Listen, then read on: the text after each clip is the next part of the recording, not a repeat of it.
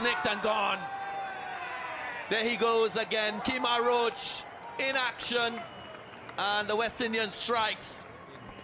And so India's most solid batsman again. He didn't play away as much as Mayank Agarwal did, but it was that late moment that defeated the most solid bat.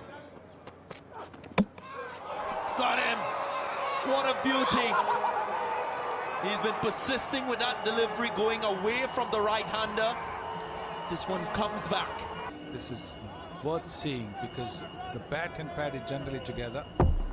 Oh, what a beauty. This is an absolute beauty from Kemar Roach. Oh, here we go. That's a beauty. Kemar Roach, gorgeous line and length outside that off stump. Caught behind with a beauty, Bish. It is the line. The line I talked about earlier that Ishant Sharma bowled this morning, that the West Indies need to bowl, and Roach, Holder and Gabriel have done it brilliantly. Yes, seeing line. Finger goes up, seeing line.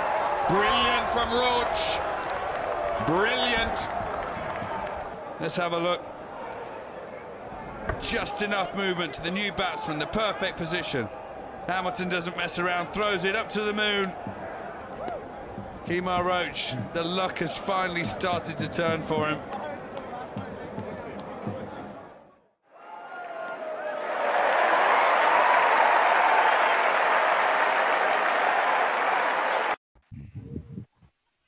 Hi, and good night and welcome to Bench Talk. My name is Jason Clark, and I'm joined by my fellow co-hosts Hassani Evening, Damian Reed, Dwayne Collymore, and Akeem Nero. Tonight, we are also joined by very special guests, West Indies, Barbados and West Indies fast bowler, Mr. Kemar Roach. Good night, gentlemen. Good night, Mr. Roach. Welcome. Good night, man. Welcome. Welcome. Thanks for giving up your time. Thanks, man. No problem. I want to thank you for joining us, Kemar. How are you doing? I believe that at this point in time you're already in England. Is correct? Yeah. I'm in England now in quarantine. Got tested on Tuesday. One more test on Saturday. I'm free to go. Okay. Well, I hope that all goes well there. You're in England, so I know it has to be pretty late over there. So I really want to thank you once again for giving us the time to have a quick chat with you.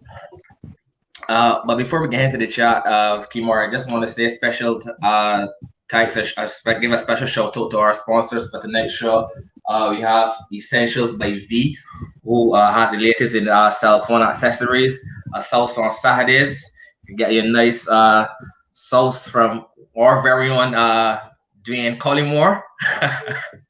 And also juice blends, where you could get all of your nuts and juices from passion fruit, tamarind, five finger, cherry, just to name a few. And later on in the show we'll have some giveaways, compliments of those sponsors. So yeah, stay tuned, guys. We got to get cornet bench. It's true. Yeah. Kemar, I want to start here with you're not sure to the cricket, from school, coming up and you're into cricket, Kemar Roach was a name that, was it kept ringing from, like I said, from school that you went on to represent the West Indies on the 19, went on to obviously represent the West Indies senior team. So I want to know, where did this, passion from cricket come from? Good question. I guess it came from being in the north of the country. I grew up right next to a cricket pastor at Lord's Cricket Ground.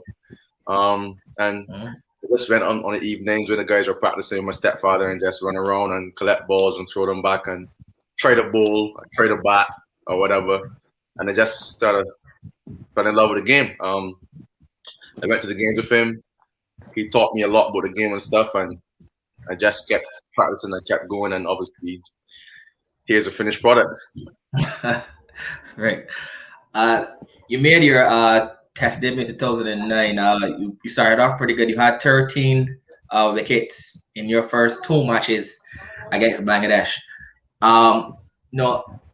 as you clearly said it, it has always been a dream of yours. So, what was it like, finally putting on that West Indies jersey and actually performing at such a high level?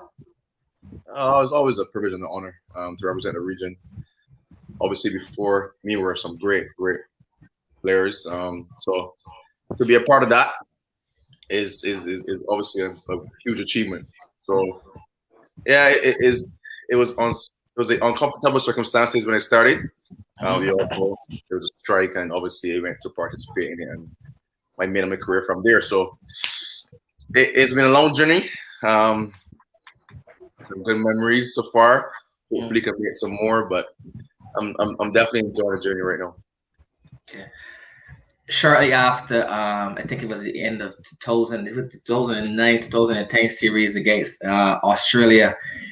You were in the headlines against Australia. You kind of ruffled one of the best batsmen in the world at that point in time. Well, one of my favorite players of all time, Ricky Ponting. I remember after the test at Adelaide, Ricky publicly said, Kemar, he's very quick, and you feel a little uneasy when you're at the crease and you're facing him. You're young in your career. What was it like hearing those kind of comments from one of the greatest batsmen to ever play the game of cricket? I'm surprised to hear that. I didn't actually hear that when it was down there. I got a lot of pressure from the Australians in that whole series. But yeah, young guy. I was fearless. I had nothing to prove. I was young, starting my career, so I just wanted to get out there and just give it my all. Express myself, and that incident happened. I kind of started my career and just started it from there. So yeah, it was good memories, man. I really enjoyed playing in Australia. Cricket is very tough. It's obviously a tough cricket side, and pros are fantastic. And yeah, it was good memories, man, for sure. Glad to hear. I don't know if any of the guys want to ask some questions there before we jump back in a little bit. Good night, Mr. Roach. You can go ahead, go ahead. Okay. Good night, Mr. Roach. Welcome. Thank you. Yeah. Before you get to my question, I just want the public to know I was responsible for about 200 to 300 Kemar Roach flip catches. I just want back in the day. 200 to 300. Short story time. Majority of people know Kemar, as the humble West Indies legend. This word is being carried around a lot now. But there was this one day I don't think you remember, but I will never forget. He really get me angry. We was preparing for the Under-19 tournament, the local Under-19 tournament. So the team was being selected, probably the same week. All right, now, I can't really keep my mouth shut. I knocked along by Alexander, so I go and attack the big dog. So you remember? We could destroy you, he said. He take a half new boy. He scratched one side. The only ball I hit is the ones I hit my finger, right? The only ones I hit is the one I hit my finger, right? I crawl now. I said, shh, I can't play now because Vaughn can't pick me after this. I was so cool, right? We had a net, and I went behind net and field. I was so upset. Yeah, boy, but Vaughn picked me and I went on to score 77, but it's not about me. It's about you tonight. Right. So right now, Mr. Watch, you're sitting on 214 wickets. Test boys. For right now, what is the next goal? Would you say the immediate goal is 300 wickets or 100 tests? Or would you take both? Hopefully you get 300 before you get 100 tests. The immediate goal is 250. Let's try for 250 first. 250 okay. Put me in the top 5 of all time for the West Indies. So that's my immediate goal right now. And then when you get there, we'll see how long we go. Okay. Yeah. Good night, Rochi. Yeah. I just want to ask a quick. I know you had a period where you were injured in the game. You know, I think you had gotten a car accident and you were out to the West Indies side for a bit. I want to know what really motivated you from that low position to regain your strength and achieve such a feat of 200 plus test wickets for the West Indies in this current squad. For me, it was really mental, and my skill was always there. I always thought I will be able to always take wickets once I keep myself fit and strong. So for me, it's more mental. Yes, I had a very tough period. I think between 2014 and 2016. Yeah, that was probably the toughest period of my career. A lot of injuries. Then the car accident happened. A lot of other things, man. It was a very tough period for me, and yeah, it was pretty down on confidence. But for me, it's just about picking yourself up and getting back out there. I had a very good support team. The guys, Corey Cullimore, Peter Vaughan, most of the friends that I grew up with from school and stuff, Lunchies and those guys. Nero would know Lunchy. Those guys really picked me back up, man. Pick me back up and get me back on my feet. So I'm always grateful. I'm always thankful. I try to repay them any way I can because that was a very defining part of my career there. Yeah, another quick question before we move on to somebody else. I just want to answer. I noticed that you seem to like a challenge from a batter. Mm-hmm. Just want to ask you, in your career, who would you say is the most challenging batter that you had to bowl at that really tested Kemar Roach's skill? Honestly, Jack Yanis. Tough remember that test down here. Remember that was fiery. Tough character. Very, very tough character. I think so. If I got about 40 all the way, ping. We're here to share what was said in that exchange between you and Callis that really fired up Kemar. He said something in his language. What I heard was something in his language. South Africans speak this language called Afrikaans. Mm-hmm. And he said something in his language, and I misinterpreted it for something else. Okay. A little bit further. Yeah, so Chris got involved, Shiv got involved. Suli. Yeah, Ben it was Suli. Yeah, Suli.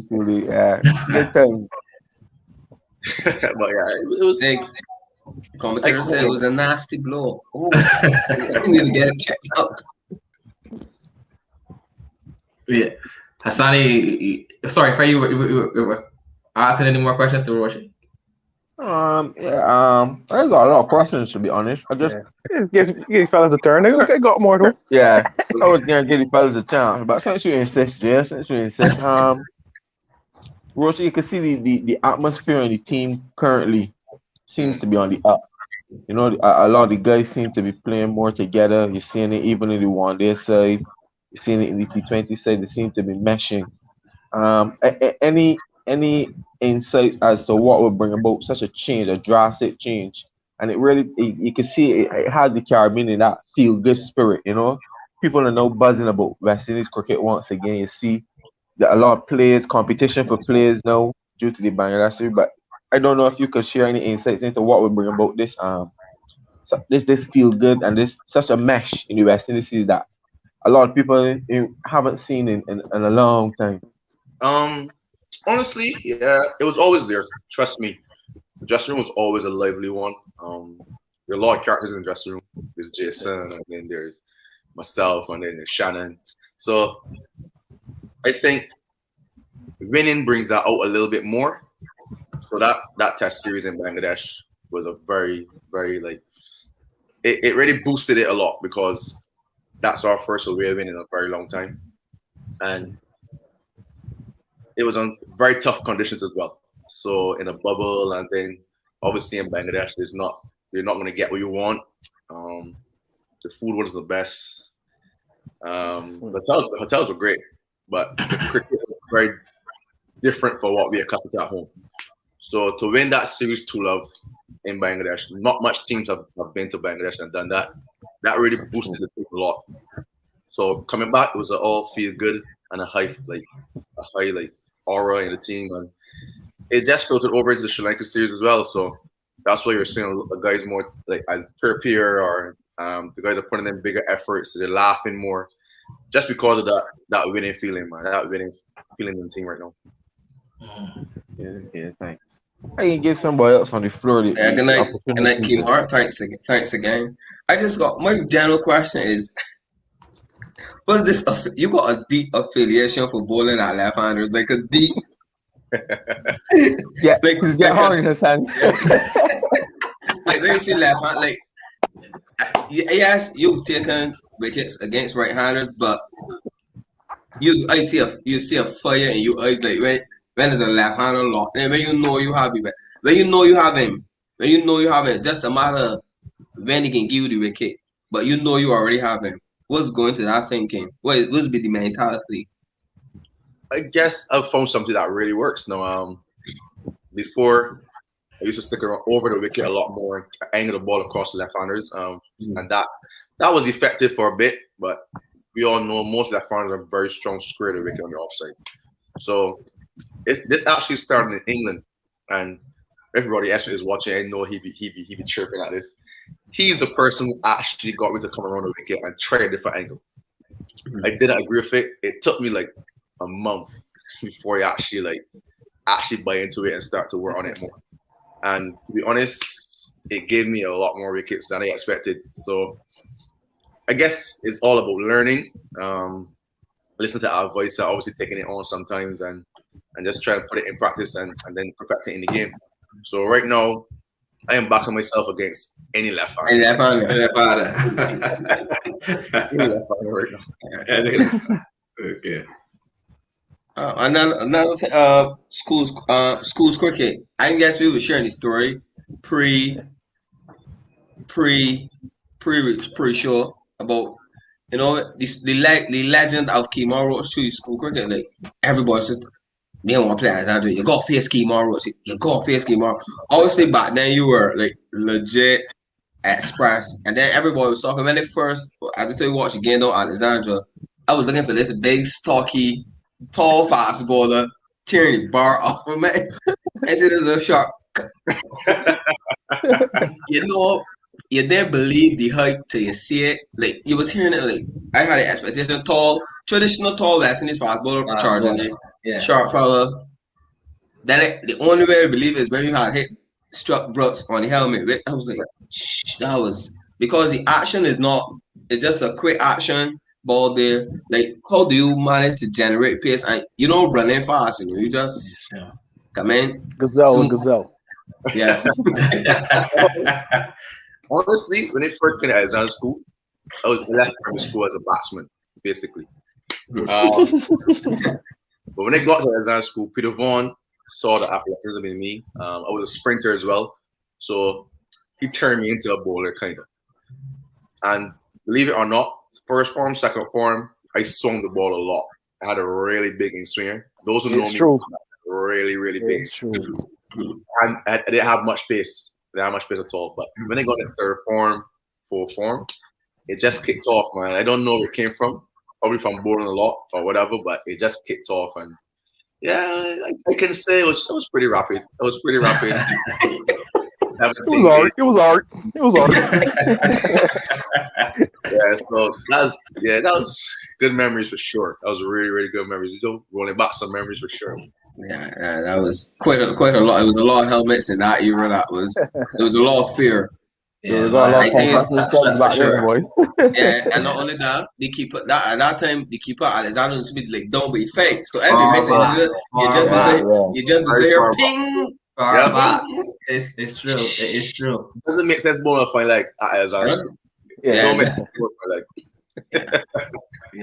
So then, take us to. I just want to know, the after school lesson is on the 19th. Then the progression before your first call up, the progression like playing for Barbados.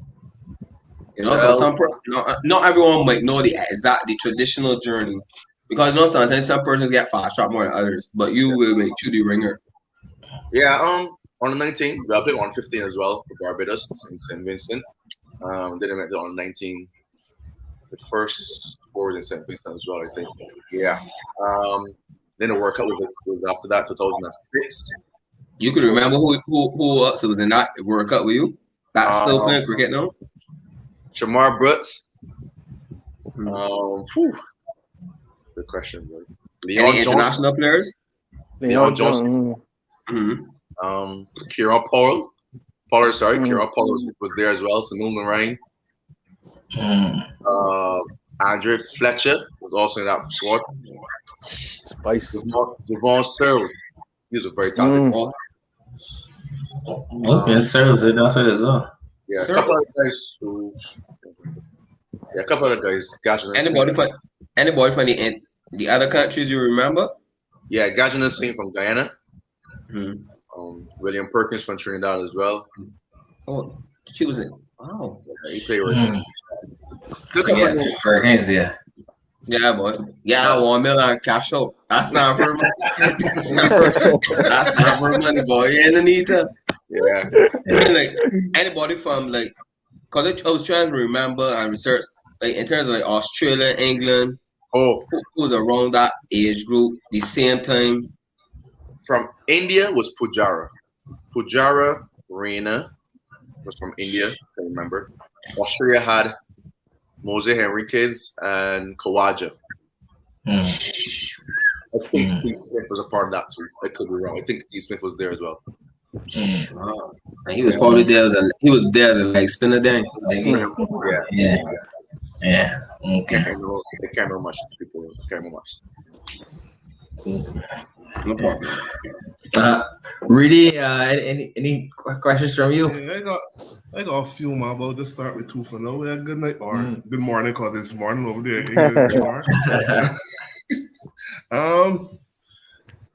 You've played all over the world. Give me your favorite country and your favorite ground. Favorite country? Other than Caribbean, or he's going. Other than Caribbean. Other than Caribbean, yeah. Other than Caribbean. All right, let me go other than Caribbean. Other than Caribbean, I would say I like Australia country. Favorite ground would probably be Lords, England. Lords. Yeah. If you talk with Caribbean, it's Antigua. Seville. Can only be Seville. Only be Seville. Yep. But you're right, Carter is good at Canada's not over too. It's not bad. I was going there now. Let me flash back to that was 2019 against England when we won 2-1. Talk me through that fight. I think it was 5-9. Talk me through that spell there. It's play for 17. It's play for 17. 17. Yeah, he's a man of numbers. Yeah, he's a man of numbers. Well, yeah, it's just one of those days my ball just came up really well. It started obviously when I think you batted pretty well. We put up like 270 on the first innings. And I think Shea got a 50. I think John batted really well his first test. Corey had a good partnership with John. I just think we batted fantastic that first inning on a very tough pitch. It was slow. Ball was really coming on as much. But when we bowled, pitch quickened up a little bit more. And it just went from there. I thought the guys bowled exceptionally well to bowl England out for 77, I think it was. Yeah. Not to mention there were some left-handers, so we all know it was over. It was over then. It was over. But balls came out really well, man. At home, the crowd cheering you on, your fans there, your families there. Yeah, it's big motivation for sure. Roshi, another question. This is just like a trivia, I guess. You know, usually in the nets, he's got one batter who always is challenged.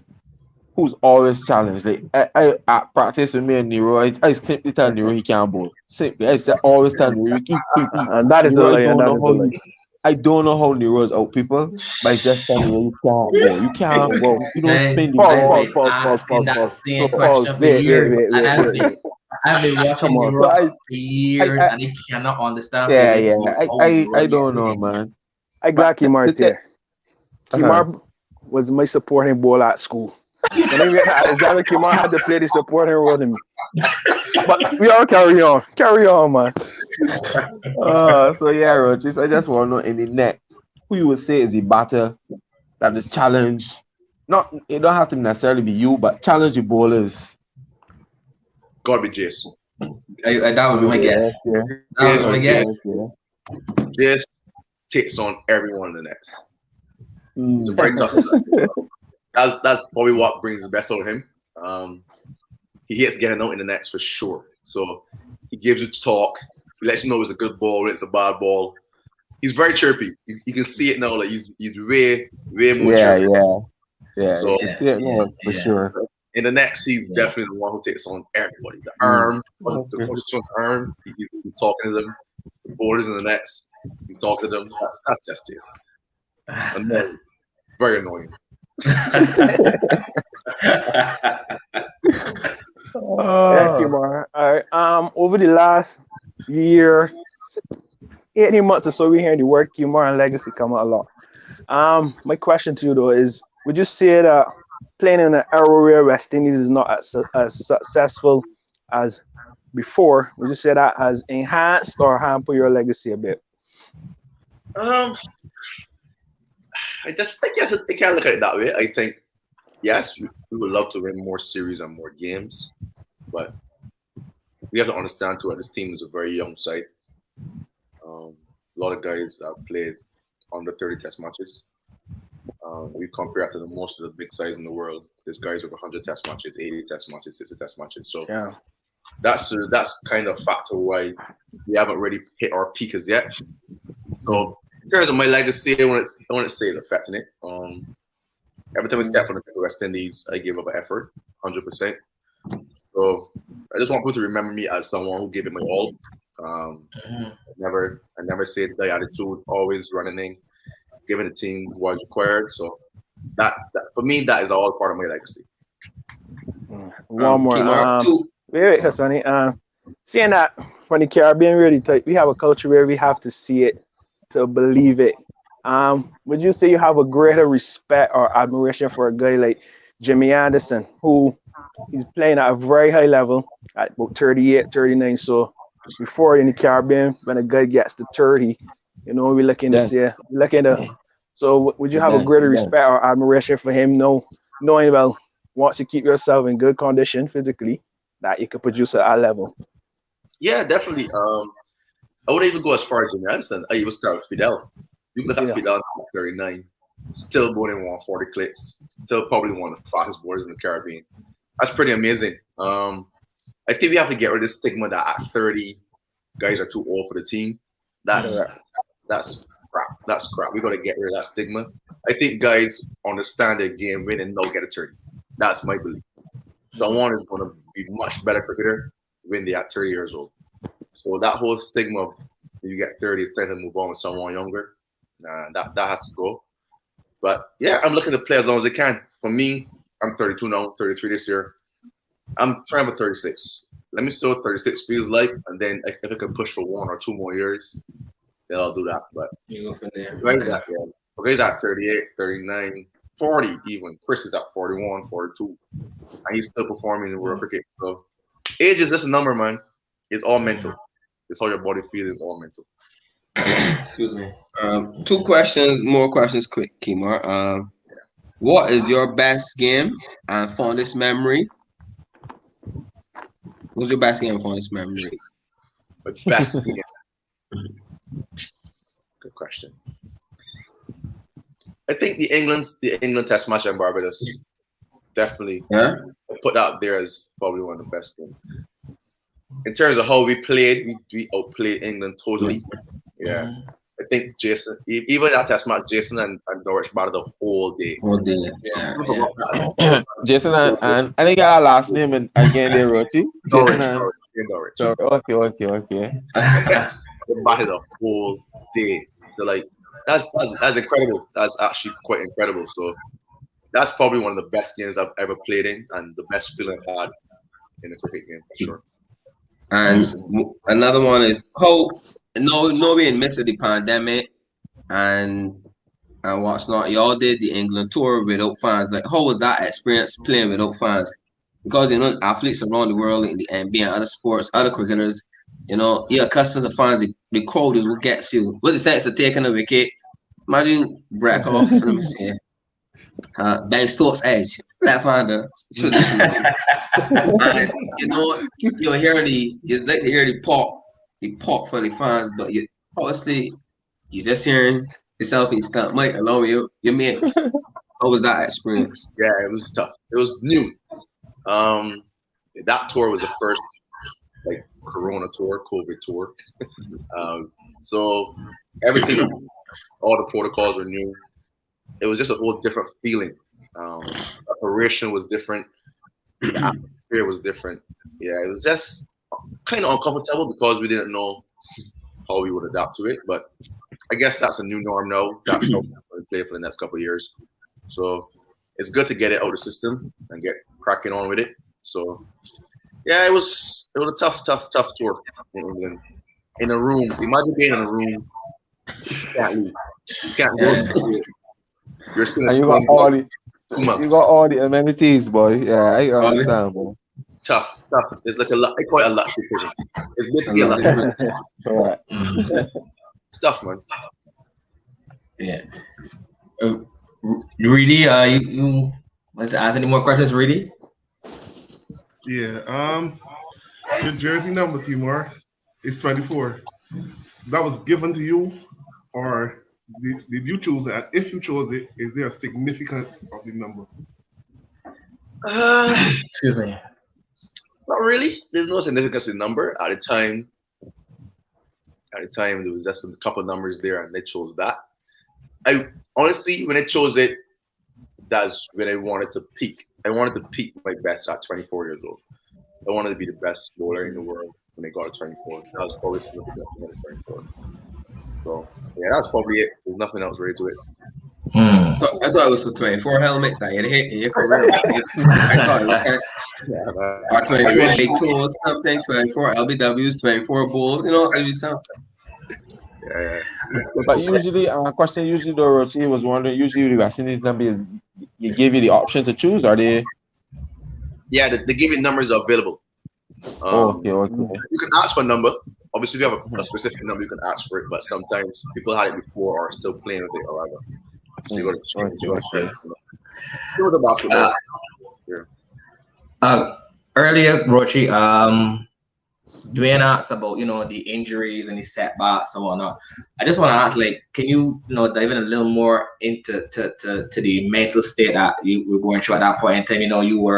It all obviously caused you a few yards off the pace. You weren't going as fast. So during that time, were you worried that know that you aren't going to be able to bowl as fast? Were you worried about your efficiency as a fast bowler, or were you thinking that you're gonna have to now look at other areas other than being the usual tier away fast bowler to be effective as a fast bowler? Yeah, I was worried, definitely. You were? Okay. Yeah, because we're not bowling fast. That's a skill for me. That was my skill. Then all the injuries happened. I broke my shoulder. That was a major injury that caused me to lose pace.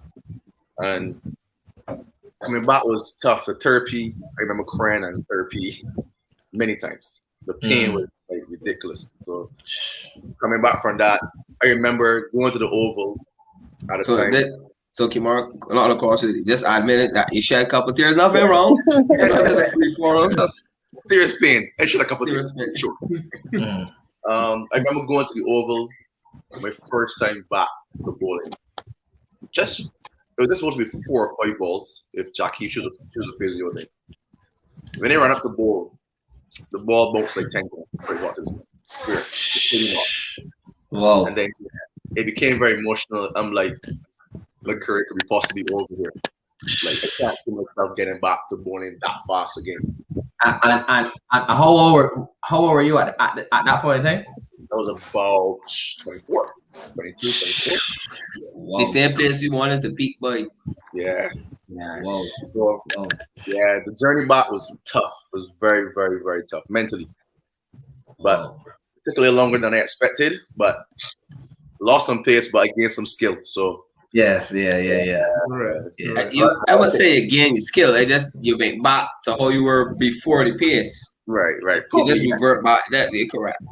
Yeah. So none is lost. All is not lost. So I'm still happy for that, at least. Okay.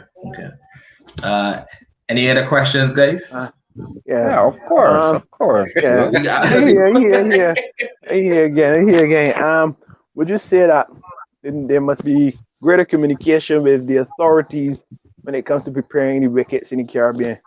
Because I think you must make home advantage count. This was a great opportunity for the West Indies with Sri Lanka coming here. Angela Matthews not even touring for the Test series. Like, this was a great opportunity, so you got to make it count. When you're going the subcontinent, other places, they're gonna make it count. So you could just say India, Nero. Yeah, that's all he wants. You could just say India. I think we are way behind when it comes to that. Way behind. I wouldn't even say India. When you go to Australia, for instance, Australia going to prepare. The first pitch is going to be fast and bouncy because their borders are going to be fresh and they're going to give it to you that first test. Correct. Then the second test is going to be flat. So they're going to score a lot of runs and tire you up. People play to get strategic. And I think that's where we're behind in that. England, the first test is going to be probably somewhere cold, and the ball's going to single a lot. That's how people prepare. Wow, but listen, I knew I didn't see it that in depth, like, but no, clearly, no fella will watch it a little extra now to see. Yeah. That's why I say I didn't agree when England started to keep a lot of noise in India, because everybody's got home advantage. Everybody was got that's the culture now. Got utilize it. So like I think we're behind in that, and as Nero said, this was a perfect opportunity to win back-to-back Test series. I thought, look the way we bowled in the first test on the first day. The ball seemed about a little bit, and look, strikers go 160. That's and we make backwards. Correct. And we make backwards. It was baffling. Yeah, like I just don't get it, man. And then it's hard to scrutinize a bowler when he has to bowl those hard pitches. It's like ridiculous. There's no assistance whatsoever. None. I agree. So and one more. I'm saying that the IPL is starting on Friday. I want to ask you if you have any goals of playing again, but could you tell us about the experience when you did play? Maybe there's IPL like that. Yeah, when they played, it was interesting. It was pretty new in IPL. I think it was the third or fourth season. I think so. It was very professional, I must say. The tournament was extremely professional. When it got to my room, everything was already organized. It was just about me getting myself ready to play. That's all I was worried about. Everything was organized. It was very, very, very transparent and a lot clearer in what they were doing and how they wanted to play cricket. So it was very easy to transition into that IPL setup. Good payday. But yeah, the cricket is very, very tough too. Very professional, must say. So I can imagine how it is now. It has probably gone leaps and bounds from when I played. So it was definitely a great experience. Definitely. Roche, my question: what advice you would give to a youngster who is obviously watching cricket and aspiring to be a West Indies cricketer? What advice you will bring into his head, no matter what age it be? Hard work. It's hard work, bro. Just be committed to the sport. You got to enjoy it. That's the only way you're going to excel and progressing through the sport. If you're going to be a fast bowler, it's a very, very, very tough job. There will be ups and downs, but once you get your mind right, once you get your body right, you have more ups than downs for sure. So for a youngster growing up, it's just enjoy the sport. Try not to get too technical and stuff. Too early. That can actually ruin you. You try to learn too fast, you can actually slow down your progress.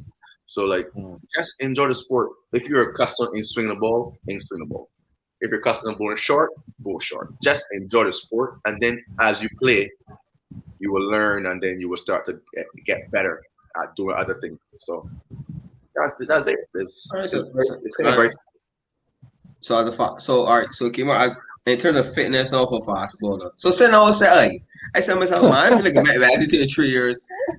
Is a tech in terms of running and fitness, like so if I do 5 miles every day at a certain pace, that will help. Well, like a technique for fast. For you to make the Mercedes in 3 years, apart from fitness, it would also take a miracle, Hassan. He says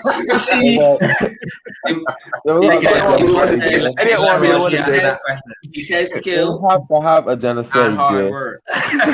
All the criticism can be have to be after day. That's hard work. Honestly, there's different fitness for different departments in cricket. Fast bowling is always strength work and a lot of endurance because you got to bowl long spells and you're always running in most of the day. So that's a different part of cricket. We're a different part of fitness. Batting is more, I think, strength work, legs, your back, forearms, or whatever. Craig would tell you. Craig does it for long periods. Keeping is a lot of legs. Keeping is a lot of legs. You're bending down, spinning. This one ball fast. Yeah, so this one ball fast. This one steam, man.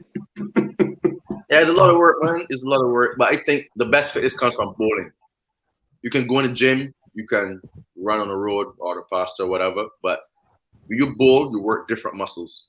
So that's probably the best way to get bowling fit by doing a lot of bowling. That's probably the best way. Fair point. Any They got a few radio more scene? more. Okay.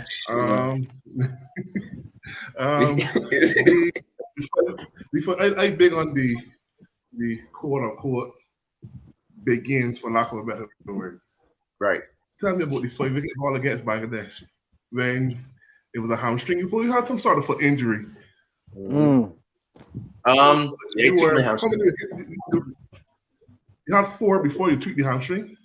Nah, I actually had 1. Yeah. You had 1? Yep. What motivated you to keep going injured? Because obviously you tweak it, you could make it worse. It's Antigua, it's a video. You already want to put on the box of it. You really don't want to put on the box of it. In conditions like that, yeah, I wasn't going to stop. But I had to before obviously got overboard and hurt myself more. But yeah, I tweaked my hamstring. Yeah, over. I think it was the second over. But it wasn't too bad.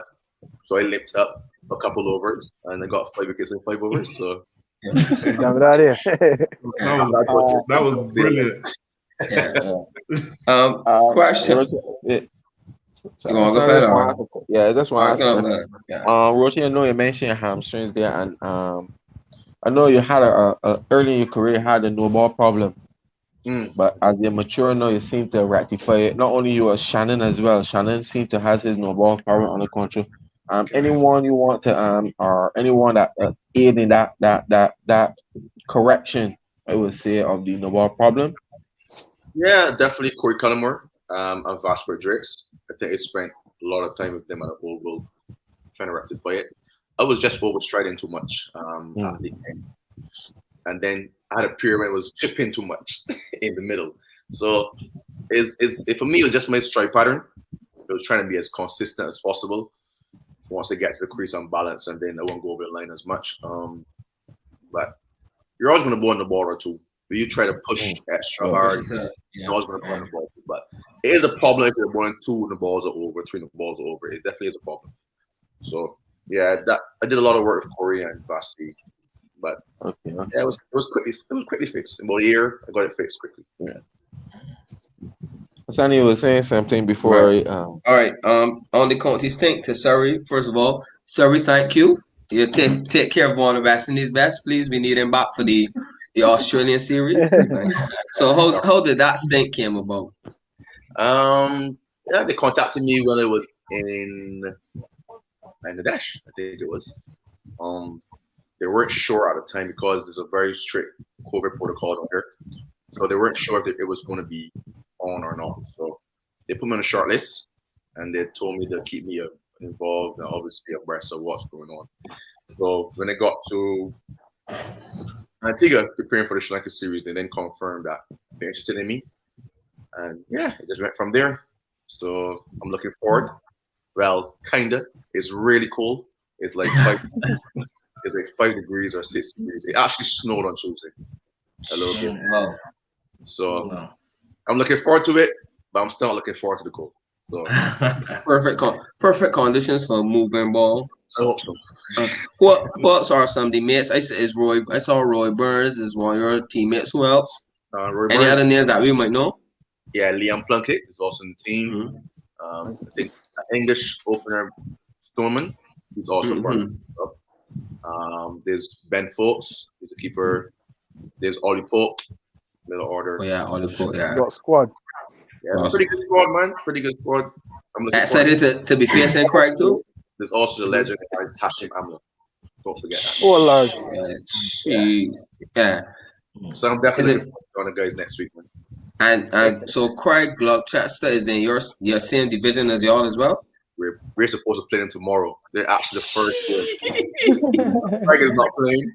And you're not playing. That would be interesting. That would be interesting. Definitely following the Sri Lanka series. Definitely. Yeah. I will be following. I know they don't really show a lot of English first class, but I will probably tune into the socials just to keep the progress. Yeah. Cool. Think you'll do good. Ball probably moving about this time of year in England. I look forward to it. I really look forward to it. Any got two more for you, Kumar. Two more, and then the 2011 World Cup, that hat trick. That made me get work late. Well, not get work late. It was like I bet cross the road. And it was showing. I tell myself, well, I gotta get back in late. I gotta see what I can here. Talk us through that experience and how that went. Yeah, long time. It was good. Good. That was my first World Cup. I think we just had a pretty good side. Sammy, Chris Gale, Pollard, Robbie Paul was there as well. It was a pretty good side, man. I was just young. I was young and exciting, I guess. So I honestly have to get kudos to Otis Gibson, who was a coach at the time. And I think he's one of the best fast-bowling coaches in the world, I must say. We had a really good relationship, and I learned a lot from him. When I met him, my bowling just escalated to the top quickly. So I had a good relationship with him, and that World Cup was just that's part of the work that I was put in. It was good. It was a good feeling. Netherlands, probably not one of the best sides in the world, but it's still a hat trick. Still a hat trick. Hat trick. On a big stage as well. So yeah, exactly. A defining moment in my career. Yeah. Question to you. Oh.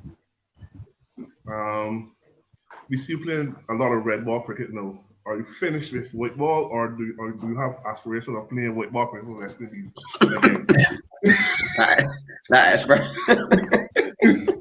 Honestly, I didn't retire from white ball cricket. I didn't. I thought I had a decent World Cup. I thought I had a decent top 90 World Cup in England also. But others thought different. So what you say they do, like Jimmy? They did you like Jimmy and Broad? You're Test cricket. You're playing Test cricket. Yeah, they put me into that bracket now. They put me into Test cricket and whatever. I don't agree with it, but those are higher powers, so I'm not going to challenge. So yeah, I would definitely like to play one-day cricket, a couple more one-day cricket games again. So 24 format, I don't think so. I'm not going to get involved with that. But the one-day format, I miss it a little bit. I really do. One last thing. Like back here in Barbados growing up as a bowler, so jostle against the wall to get the wickets and always looking like that. So like in the senior team between you and Shannon is be like that as well. Man, you want to get fights today. You want to get We always have our thing. We always have our little goals. We always go for who gets the most wickets this series. That's always our thing.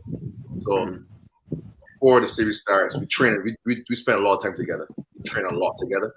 We do the gym together. We do our spot going together. We have a lot of thoughts and like a lot of planning. Excuse me. So our connection is like very strong. I really enjoy bowling with him. I enjoy bowling all the other guys too, but me and Shannon are really close. That's a tandem. Yeah, we're really close on and off the field. Like we do everything together, mostly everything together. So we always have our little goals, and it's not fighting. I'm glad for him. I'm sure he's glad for me. So whatever, our job is just get the 10 wickets and get off. We like to sleep too. So just get the 10 wickets and get off and let the batsman do the job. But if Shannon like to play cover drive, he probably gonna be all right. You know, he's soon off. Overcover.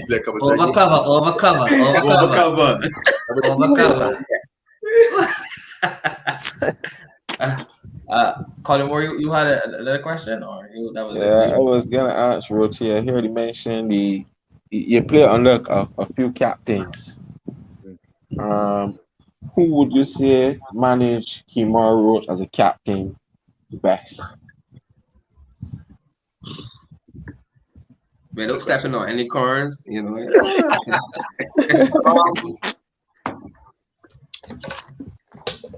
My first major captain will have to be Sammy. Chris Neal was my first captain for sure, but he didn't captain much. Like he captained 5 test games, I think it was. But Sammy was probably my first long-term captain for the West Indies, and I thought he did a good job. Jason then followed up with him after that. A little short stint of Ramdin, but Jason followed on another long stint, and I thought Jason did a fantastic job.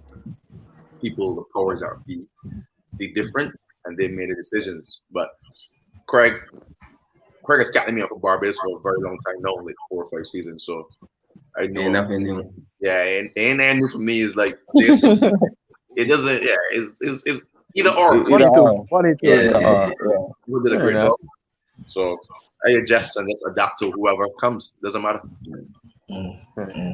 Oh, you know, regardless, you can get ball first or be there. So, potato. Everybody already know it could change. Kemar Roach will always bowl the first or be there. Like that's the end of the debate. No further discussion. Okay. No, you have another question? Yeah, I can't let you go without asking about the man, the myth, the legend, Mr. Peter Vaughan. What has he meant to your career? Vaughan, yeah. A lot of praise go to Vaughan. And Mr. Stricker as well. I don't know any guys that know Mr. Stricker. Yeah, Mr. Stricker. Yeah. He taught me the fundamentals. He taught me the basics. Mr. Stricker was from primary school, and then Vaughan just took over and just taught me the advanced stuff. So, yeah, a lot of praise go to Vaughan, man. From school, he was, I won't say he was tough or strict. He would give a slap on your head if you yeah, for sure. But he was a really fun, cool guy. He was a really cool person, and he was always teaching despite whoever. Like, he knew a little about everything.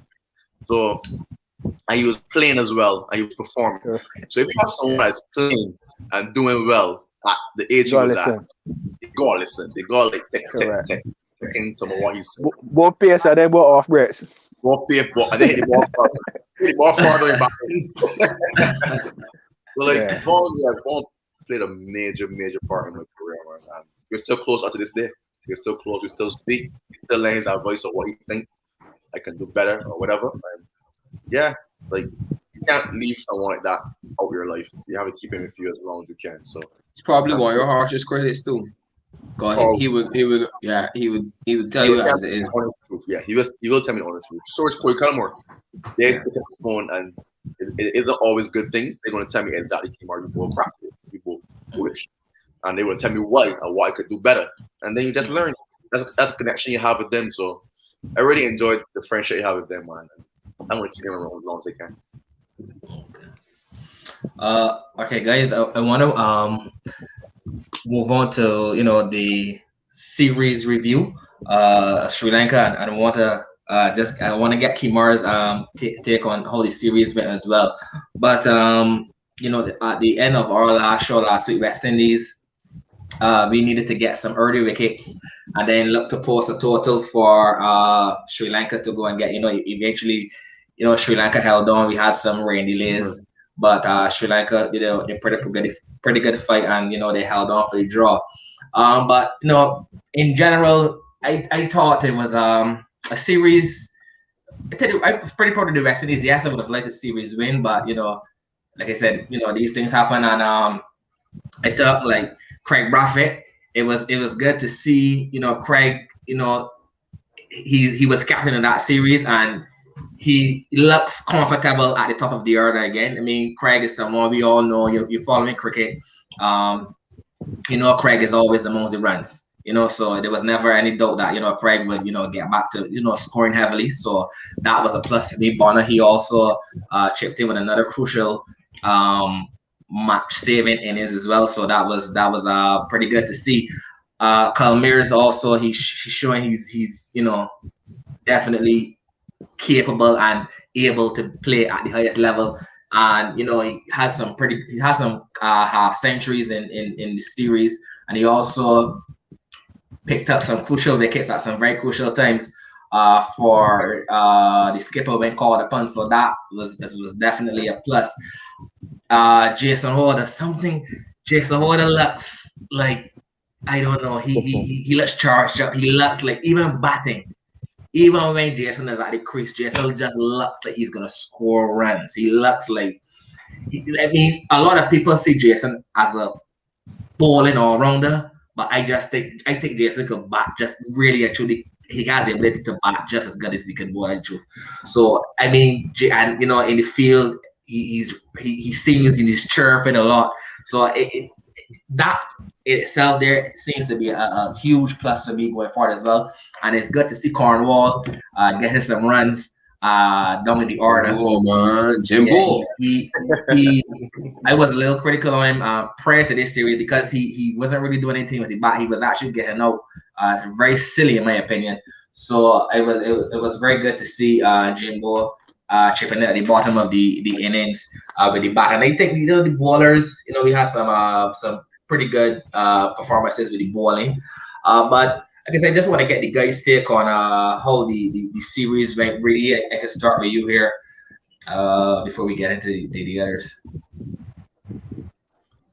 For me, it was a pretty good series. As Imar said, as the guy said earlier, home advantage should come.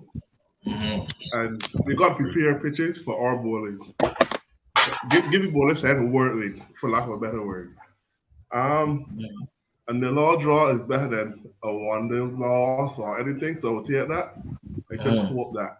We've seen the improvement from Bangladesh. We see the guys carrying on. We see Bonner scoring some runs. We see Kyle scoring some runs. And like you said, JS taking some wickets at crucial times.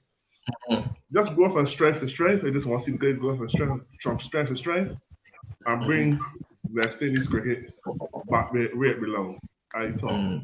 But for sure, we got to give the guys something to work with. As Timar said, we bowled up Sri Lanka 160 something on the first, before we the batting on the first evening. And then you could but just went flat and flat track. That's right. That's not right. That was the last for the wicket. That was the last that was the last breath. Cardiac arrest. So hopefully we get that right. Give our bowlers something to work with to take 20 wickets. And let me get the cricket back where it belongs. Okay. Before I move on to the next person, for those who would have joined us after the start, we have some sponsors tonight. Essentials by V, who sells cell phone accessories. SOS Sauce on Saturdays by our very own Dwayne Collymore, and Juice Blends, who sells some very nice natural juices. We have some giveaways tonight, as I would have alluded to earlier.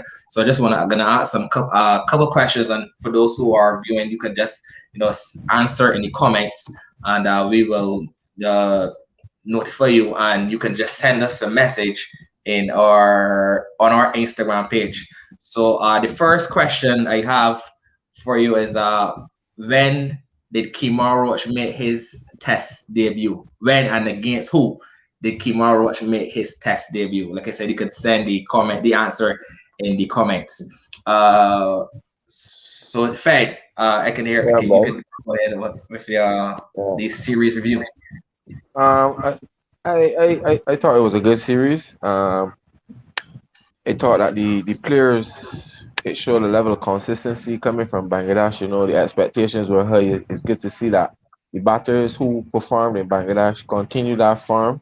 You know, to me, the team just looked energized. As just mentioned, Jason looked like a man that get baptized. You know what I'm saying? Like the world lifted off his shoulder and he just free. I hear Jason sledging. It was refreshing, man. You understand? So I think from the series, I still think we need a batter. I would say a out and out batsman in between. I would not call an option, but as we see, the pool is big. The pool is very big, and I think that is a good thing for West Indies cricket, because I said we've been missing for a little while. You know, it's just recycling and simple. So it's good to see competition for places. I just hope that this will carry on into even if it's not away games. I just wish that it would carry on for the home games. You understand? Like, put a fight at home. Don't let people come to the backyard and think that. And if you have been watching the international cricket over the couple of years, you can see that is the trend.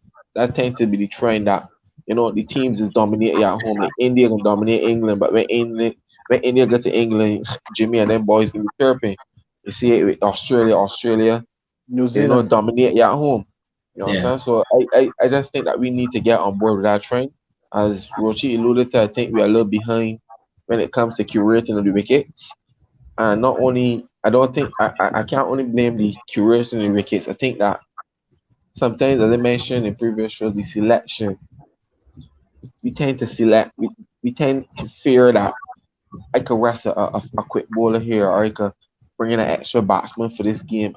And Roshi mentioned that you can see, as he said, when you go to Australia, the first pitch, bouncy, bowlers fresh, but the second pitch can be flat because then batters can slaughter. So I think these are slight adjustments that we can make going forward in home series. But all in all, Jess, I would say the series I would have liked a result in the first test, but I would give the series a 7 out of 10. 7 out of 10. Okay, fair assessment. Yeah, fair assessment. Mr. Nero. Hi, I'm still here. To be honest, I still think it was an opportunity missed. But one thing I can't say I wouldn't fight the effort. The effort was superb from the fast bowlers, especially. Although everybody didn't have their lines on particular days, the effort bowling on those flat wickets, I can't fault that. Craig and Bonner batting days individually, that is not nothing everybody can get up and do. That is great mental strength, and whatever they're doing, continue to do it. We just gotta get the team operating as a collective and go from strength to strength. But one thing I can't fight the effort. The effort was great. Definitely. Long may it last. Definitely. We have Jabbar Corbin. He was he answered. He gave the correct answer. He was the first person. July 2009 against Bangladesh.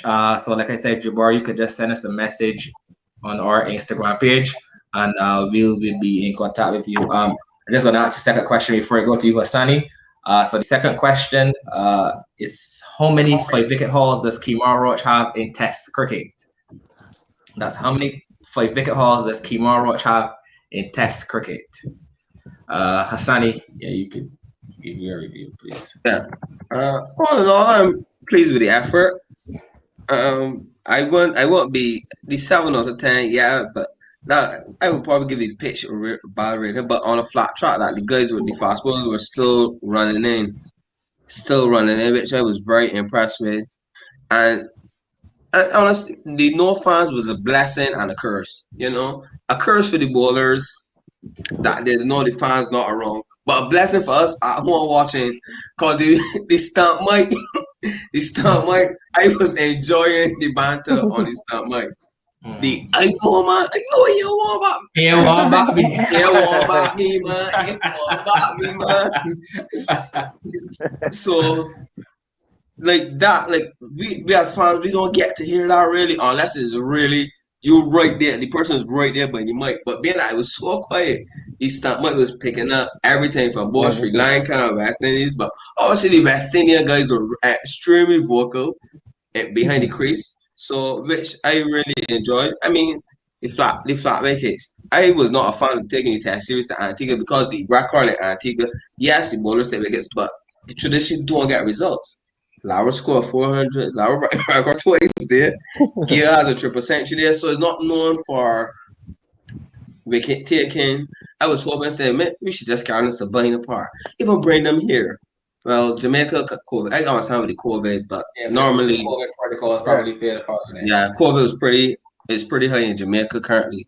So all in all, to me, I'm actually glad for once. I'm sure Kim as a bowler, like the guys back in the day. Like as a fast bowler, he gets to put his feet up. You gotta put your feet up. You know, before you bowl up, after again 2 days, you feel that quick, so you're back bowling again.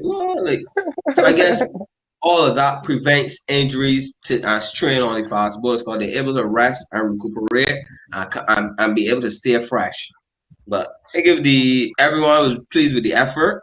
You know, as it says, a step in the right direction, and we just continue to go from here. You know, it's a one-day T20 series next against Australia. Let's capitalize on that and continue to progress in the good form to continue on for the rest of the year. Okay, and Anita Howard. That's Kevin Howard or his mother. don't know what your boy don't use you on YouTube. Well, I'm going with what I say here, but Kevin Howard, he was the winner of the second question with 9. Kumar Roach has 9 5-wicket hauls in Test cricket. And the final question, what is Kumar Roach's highest score in Test cricket? Yeah, that is the final question. What's his highest score in Test cricket? And so, Kumar, I'm going to finish off with you here. I just want to get your assessment on the series in general. Tough series from a bowling point of view, but as everyone said, the guys really stuck to the task. I think it started from the way we planned. I think we planned really well for this series. We have a good analyst. We had a really good discussion before the first test. And it showed on the first day. It really showed on the first day that our plans were spot on and we executed very well. From batting point of view, I thought the batsmen really came to the party. They followed up from Bangladesh. I thought they did a fantastic job in Bangladesh. And they came back to the Caribbean. Craig leading for the front again.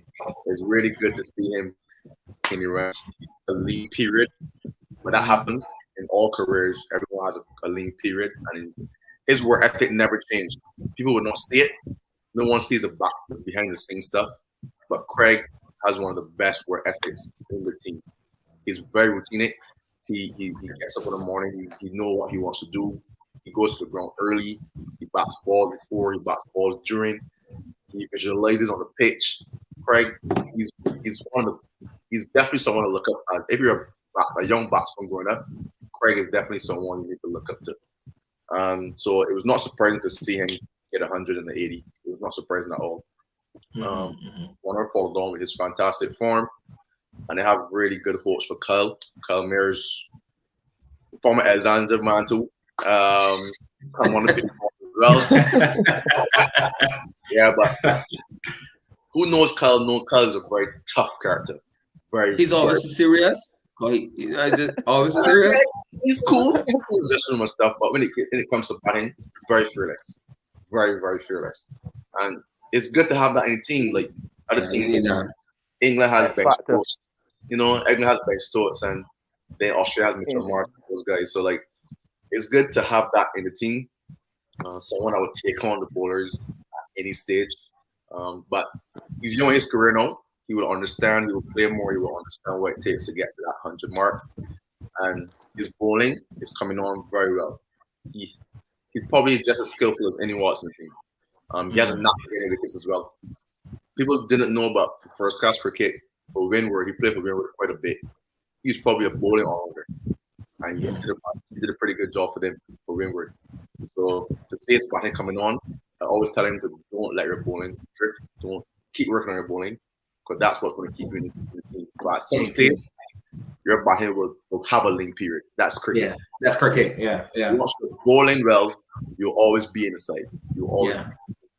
So he's young.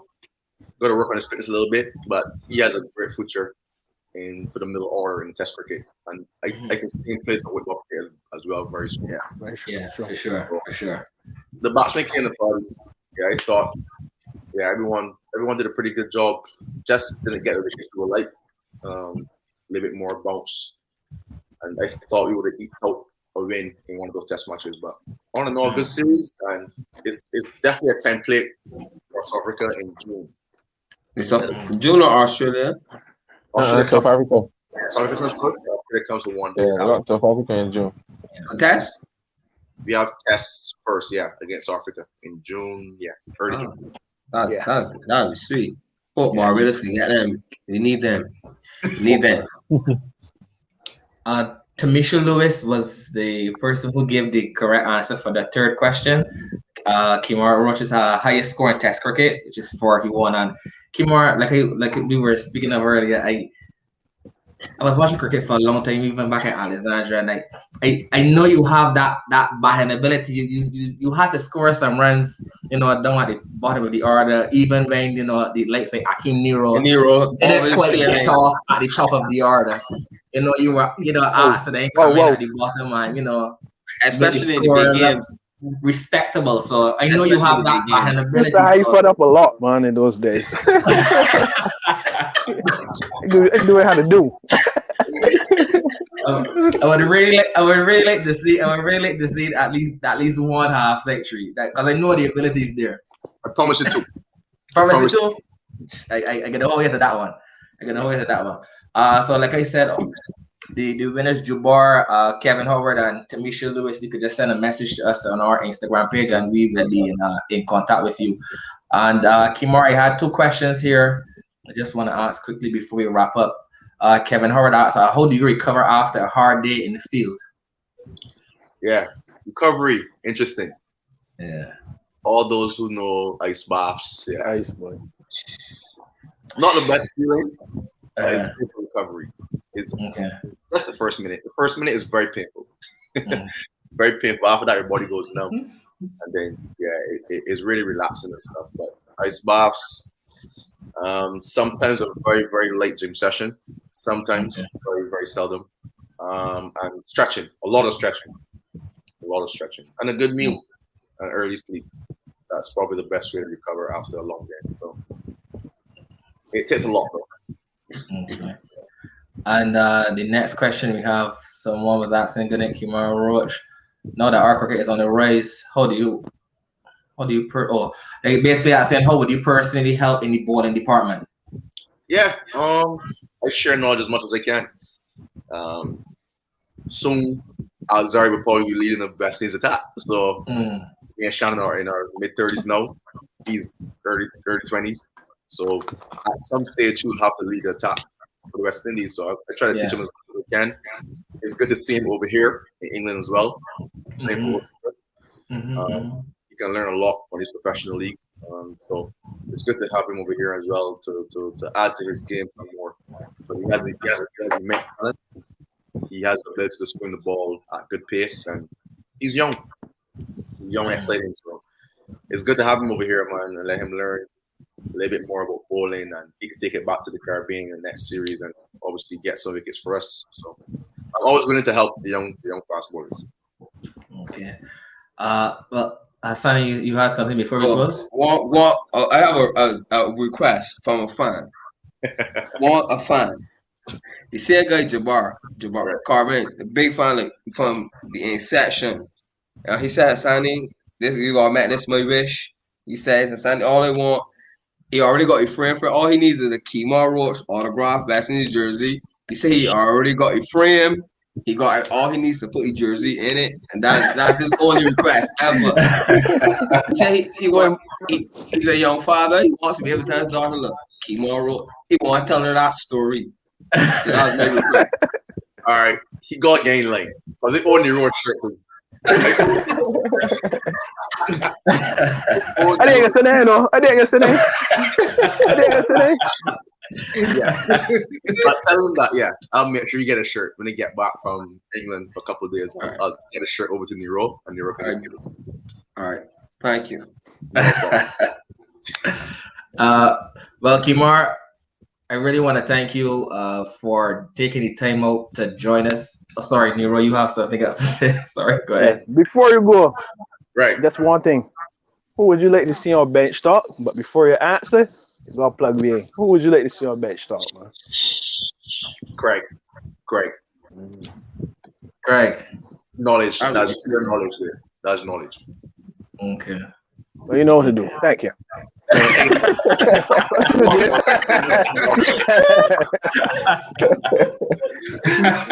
Well, like I was said earlier, Kemar, I really want to thank you for taking the time out to join us. Like I said, I know it's in the wee hours of the morning over there in England, so I know you must be tired. And I also want to wish you all the best in your season coming up with Surrey. Wish you nothing but the best going forward. Thank you, man. Thank you a lot, guys. Thanks a lot, Ross. Tell Surrey be sure to post the stats. Don't miss nothing. We need to see them. We need to. They definitely will. Even the scorecard card, I put left hand or right hand and call them so we can just keep mental notes. Gotcha. And I also want to thank the sponsors tonight. Once again, Essentials by V, SOS, Sauce on Saturdays, and Juice Blends. Special thanks to the sponsors as well. So once again, everyone, thanks for watching. And don't forget to like, comment, and subscribe. And have a good night, everyone. Cheers, man. Yeah. Thanks.